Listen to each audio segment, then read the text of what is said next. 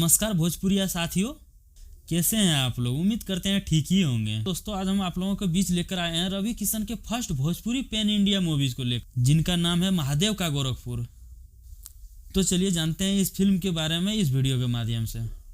तब तक हमारे चैनल को आप लोग सब्सक्राइब करें और अपना प्यार और आशीर्वाद ऐसे ही सदा बनाए रखिए।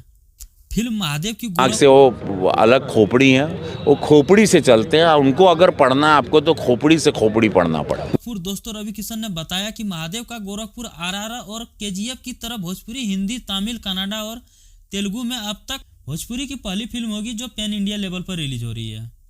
रवि किशन ने कहा कि पहली बार भोजपुरी एक नए सिनेमा की ओर बढ़ रहा है।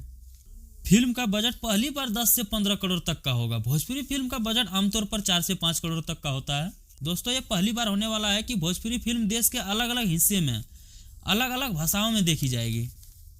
महादेव का गोरखपुर फिल्म एक जासूसी की कहानी है। फिल्म महादेव की गोरखपुर की शूटिंग टर्की, अफगानिस्तान, नेपाल, वाराणसी और गोरखपुर में होगी। रवि किशन ने कहा कि फिल्म की कहानी शिवजी से जुड़े हैं। दोस्तों दावे के साथ कह सकते हैं कि इस फिल्म से भोजपुरी सिनेमा को सम्मान मिलेगा। केजीएफ और आरआर की तरफ पहली बार भोजपुरी फिल्म को देखने को मिलेंगे।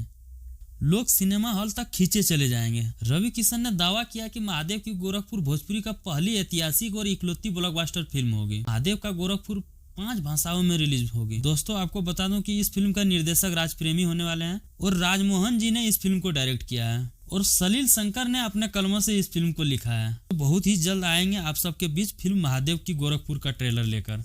तो दोस्तों ये अपडेट आपको कैसे लगे हमें कमेंट में जरूर बताएं। अगर अच्छी लगी हो तो वीडियो को लाइक करें और चैनल को सब्सक्राइब कर दें ताकि इसी तरह के नए नए अपडेट आपको मिलते रहे। तब तक के लिए हर हर महादेव।